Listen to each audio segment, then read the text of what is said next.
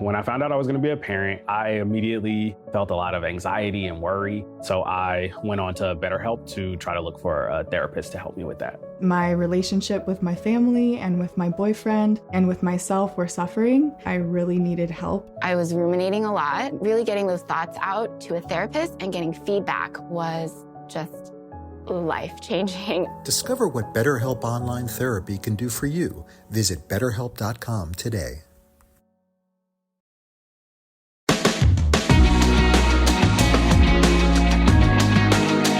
Hello and welcome to the Irish NFL Show, Bank Holiday Monday breaking news edition, or really should be the June 1st designation breaking news edition, because just when you think the NFL might be coming into a nice quiet period and the stadiums are too busy rolling out all the turf and everything for the World Cup, the NFL world hits us with some real breaking news. We're going to talk about a couple of wide receivers coming to the New York Giants later on, but Brian O'Leary is joining me, myself, Shane Brennan, for what is humongous trade news that has just come out of the NFC West at the moment. Myles Garrett, who we know has been broke the record last year for sacks in the season, being the superstar of that Cleveland Browns defense, got a lot of criticism, I think, for some people by taking the money at the Browns and maybe not wanting to further on his career. But he's not at the Browns anymore. He is going to the Los Angeles Rams, and the LA Rams are sending back the other way Jared Verse, now leaving LA and going to Cleveland. Brian, humongous news coming out, and I don't think it's one, even though a lot of the stuff now we're hearing from the insiders that the Rams seem to be pushing for this in the background, this wasn't one any of us really seen coming. No, absolutely not, Shane. It's great to be with you on this Bank Holiday Monday, which I thought would be a quiet evening at home with the family instead of recording a podcast. Even whilst we're recording this, I don't even think the full package has been fully announced in terms of the deal. So we'll run with what we do now. In the last half an hour, I got a phone call from shout out to Richard Howard at QuimBet, one of our partners, because we have been running a enhanced price on the Rams to win the Super Bowl over the course of the last week in partnership with QuimBet, and he's just making me aware those odds will not be available anymore. We're shifting because obviously he's seen the news and they're reflecting on the news and changing the markets. It's a huge move to Stephen and Shane. I mean, it came about this afternoon. There was a lot of speculation, including the Eagles. The Eagles were being touted as a potential fit for him, and I thought, okay, maybe that makes sense because AJ Brown has been speculated to be traded at some stage today as well to the Patriots. And I said, okay, they're going to receive some package deal. Maybe they're going to utilize that. However, this Rams team, I was thinking immediately, the Rams hated losing the NFC Championship game. Obviously disappointed they lost, but I think in the fact that they were beaten by one of their divisional rivals who went on to win the Super Bowl, who were predominantly a defensive-minded team in terms of how they played the Super Bowl. And I think they feel that they can get back to what they had when Aaron Donald was there and they won the Super Bowl. And what a huge motivation for them, Super Bowl 61 to take place in SoFi, where they won their Super Bowl a couple of years back. So all things are lining up for the Rams to make a huge push this year. And it probably kills that conversation, which may have lasted into the summer, which was the selection of the quarterback with their first pick, because that's all gone now, because it will all be about Jared coming in. I just want to throw one more out before I let you come back in, Shane. Jared Verse has been traded in this deal, and I am a little bit dumbfounded and surprised with that, because we spoke glowingly about how much of an impact he's been since he was selected by them 2 years ago. He's from Ohio. He's going back home. He's going to play for the Browns. I think the Browns, we have to think about them as well in all of this. I think the Browns have done some massive stuff over the last 2 years in the draft. This year looks like they've hit the ground running again. Maybe this is all about the quarterback next year's draft, and they're stocking up in terms of draft picks. I'm going to come back to the Rams in a second, because I want to continue on the Browns' point of view on this trade, because a lot of people would sit back and say, the Browns building up so much talent on offense and defense, trying to rebuild in a much more open and competitive division. We had speaking to Brian Baldinger a couple of weeks ago, who was of the opinion that the Browns could really make a push for the AFC North this year. But I look at this trade and I'm thinking it makes sense for what they're trying to do here, because Myles Garrett, yes, you're by far the best player in the defense, spiritual leader of that unit. We know he got the record last year, but the window for the Cleveland Browns to potentially win the Super Bowl, which is what all the NFL teams are in business doing, trying to find a way to win the Super Bowl. I don't think their window is within Myles Garrett's window of top performance. He's 30 years old now. He's excellent. He's at his peak now. He's not going to be at his peak in 2 years' time when the Browns eventually sort out their quarterback situation, when the Browns eventually have a decent run of form in terms of their offensive line, what other talent they're building around. If they do manage to take those steps forward, and we know that they have definitely put everything that they can to make that jump. Whereas in this trade, they bring in Jared Verse, because that's a pretty big card to get. Improved last season on his rookie season, 7.5 sacks last year for the Rams, was the heir to Aaron Donald's throne when he's put in there, and I think performed quite admirably. He's now only 25 years old. He's only going to get better. By the time the Browns could, in theory, be in a position where in 2 or 3 years' time they're competing for the Super Bowl, he's going to be reaching his peak. And in this trade, what we do know at the moment is that the fact that they are getting a first rounder for next year, and they will potentially get more trade capital on top of that. So I think from the Browns' point of view, yes, they're losing their superstar, but they're not going to win the Super Bowl this year or next year when Myles Garrett is still playing at his peak. The LA Rams could. So I think this trade does make sense from the Browns' point of view. I don't know what your take is on that. I do, but it is kind of strange in a way that we're a year removed from when he saw a trade last year. If you recall the offseason he put in, he wanted to get moved. He said he wanted to go and compete and play for a team who were in the sweepstakes to go win an NFC or AFC title and ultimately play in the Super Bowl. Well, he's got that now a year on. But last year then, it was once the big contract was put on the table last year, then all of a sudden he remained in situ in terms of staying with the Browns. I think they come to a compromise. I mean, he's probably, in terms of what your comment there, the circumstances are spot on, Shane. I don't know necessarily when he's gone to the Browns and said, look, I understand the nature of what you're trying to achieve here. We're looking down the road in terms of who's going to be our quarterback this year. Speculation Deshaun Watson will play. Sanders selected last year. They're going to. I think they will compete in the AFC North this year, but ultimately they're not in that position where they're going to go to the Super Bowl. I think that's too big a stretch. And I think they've respected his ability and respected the years that he gave to the Browns. And they said, you know what, we'll do this deal now, and we think it makes sense for the Browns. But what an appetizer for a season ahead, and we're way off. I mean, we haven't even hit camps or anything but this Rams team is just going to be absolute talk of August, talk of September, talk of Australia. I was just going to say, all right, good day, Garrett. I can already get a go when he's coming in for that week 1 game. It's going to be an incredible way for the Rams are going to need to start their season. And let's talk about the Rams here, because maybe it's time for you to give a bit of breaking news on what your plans are for Melbourne. Maybe that's for another podcast, Shane. I was so Connor mentioned on this podcast before, but I'm just gonna leave it sitting there in the ether before we I think he might have buried the news down under another part of another conference. Right. Let's talk about the Rams though, because I look at this and I'm sitting back and I'm like, it's quite clear that after they drafted Ty Simpson, that's not the move that Sean McVay wanted, right? Because he came out in the press conference and people were looking at his body language. You were mentioned there. You were watching an NFL Network interview that he was on, and he was great, cracking everything. And then as soon as they bring up Ty Simpson, it's like his face just goes blank, and he's like, "Oh, remember your media training? Remember your media training?"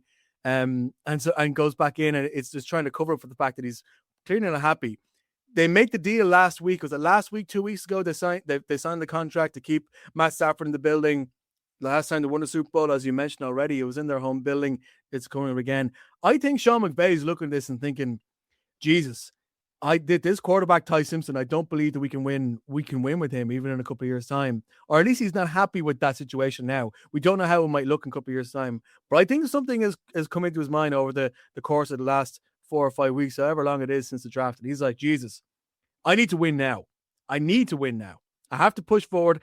Whilst I have Matt Stafford, I need to win now. And Jared Verse is a great defensive player, but Myles Garrett is a clear improvement in that. Those are the kind of marginal gains that are the difference between winning the NFC Championship game and losing it against the Seahawks. And look, they're going to be an incredibly difficult NFC West. Well, with the exception of the Arizona Cardinals, who are having an open contract dispute with Jacoby Brissett. But in terms of trying to go against the Seahawks and the 49ers, it's going to be incredibly tricky. So I think this is somebody in the Rams realizing that if the quarterback situation isn't exactly what Sean McVay wants, then I think he's making the push to be like, lads, we need to do something to make this year our year and to grab by the reins. You're saying the Quinn Betts of this world will be slashing their odds. I certainly will be when I'm not going to jump ahead too far, but we're making our preseason predictions. I'm certainly having the Rams as being I can't really see anybody else like that I see as being better than them at this current stage. And this trade is a boon to my belief in the Rams and what they can do. And I think, and I think from the inside their locker room, you know, they've done this before where they've sacrificed picks and the future for the sake of winning a title. They did that, was it 5 years ago, and they're doing that again here. Let's not forget, very early on in the off season, they made a trade with the Chiefs and they gave away their first round pick, the late first round pick in which they had, and they brought in Trent McDuffie, the cornerback. I think they doubled down in free agency and brought in the Chiefs free agent cornerback. So essentially, you're now looking at a team that has two experienced guys in the secondary who played for the Chiefs and won Super Bowls for the Chiefs, going to LA in a team that believe they're ready to step up again and go challenging to win the Super Bowl. Myles Garrett.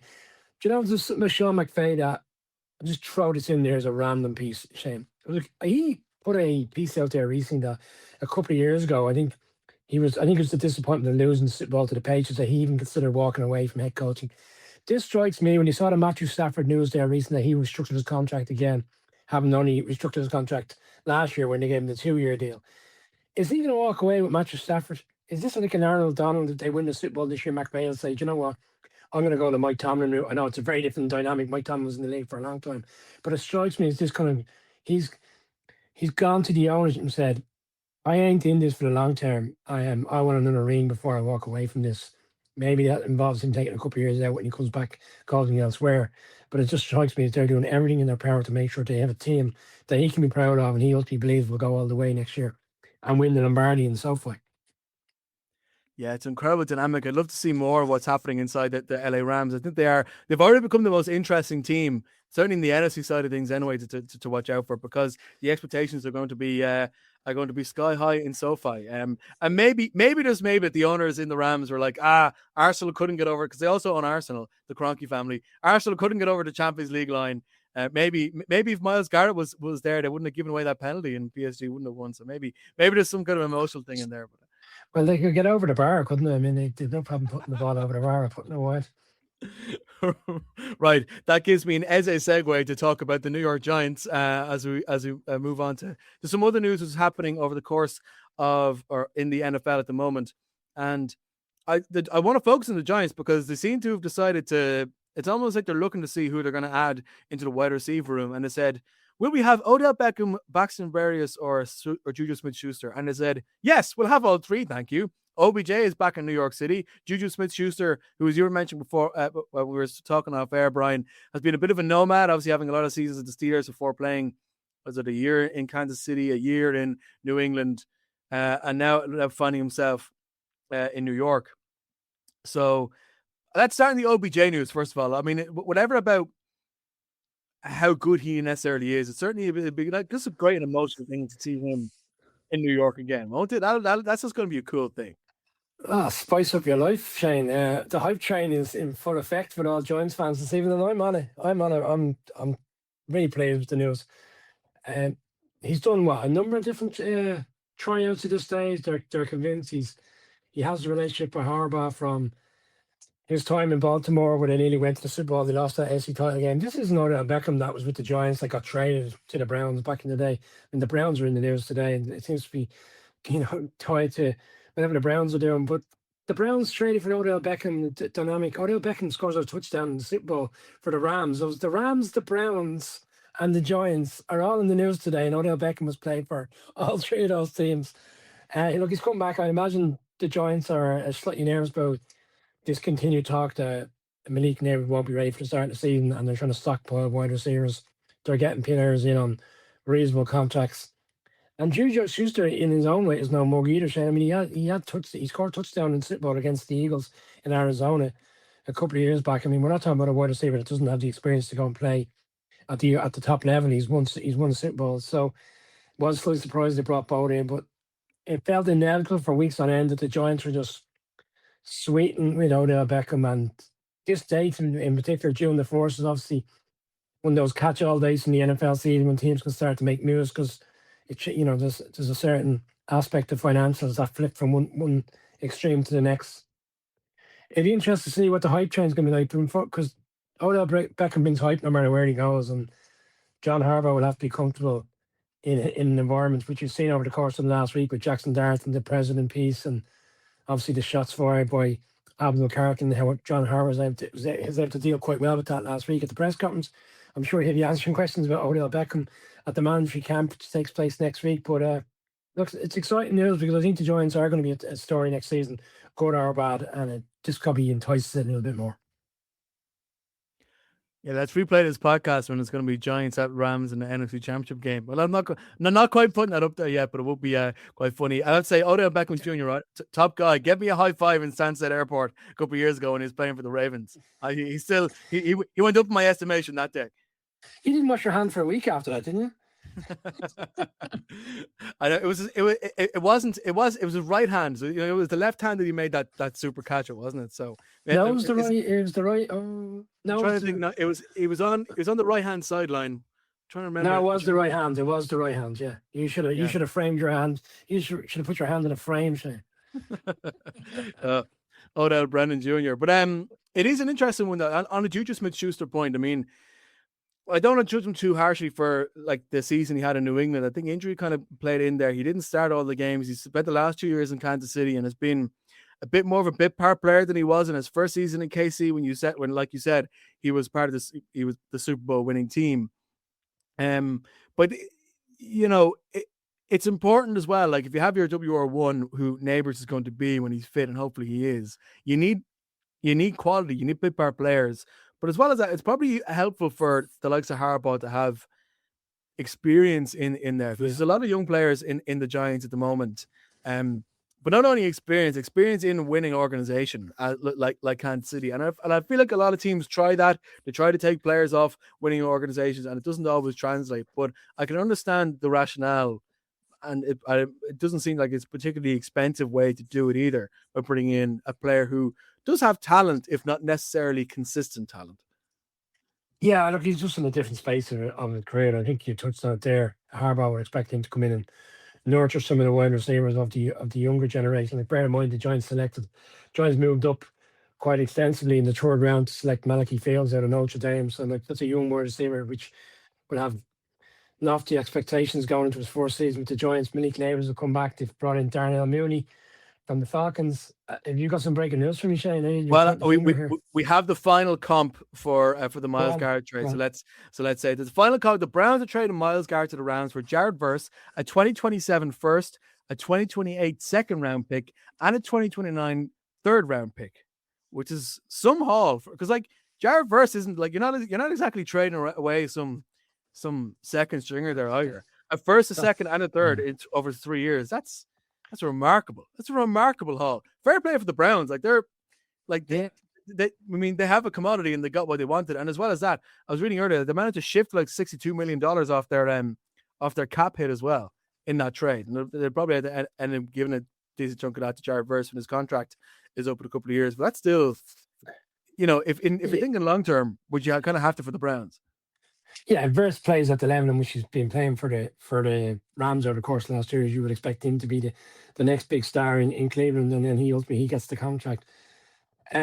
Connor really was talking highly of the Browns recently. Not necessarily that they're going to have a great season. Like I think we will see huge improvement, but more about the manner of how they're being run now.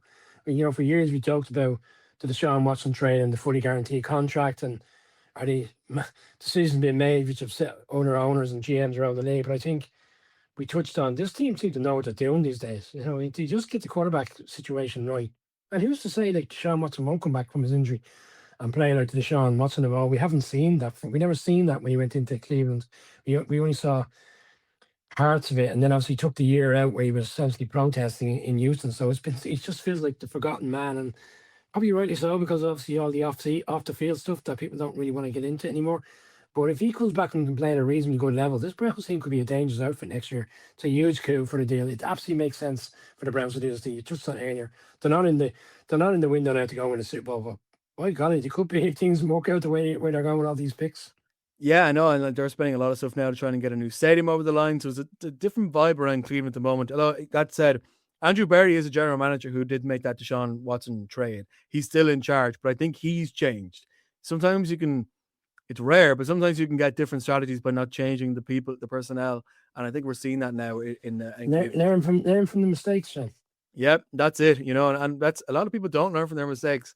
But it seems like he is right. I think is that it? Is there anything else coming up? Of course, I say that's it. As we're maybe a couple of hours away from potentially getting the long-awaited AJ Brown trade over the line. I know a lot of New England Patriots fans in particular are looking forward to potentially that news breaking over the next couple of hours. But I'm not quite sure. Is there anything else that's worth flagging? Well, good morning football. The first 30 minutes today, all around AJ Brown and the aspect of a trade to Cleveland and what we mean for Philadelphia, and Philadelphia having brought in a number of wide receivers, including selecting one in the first round.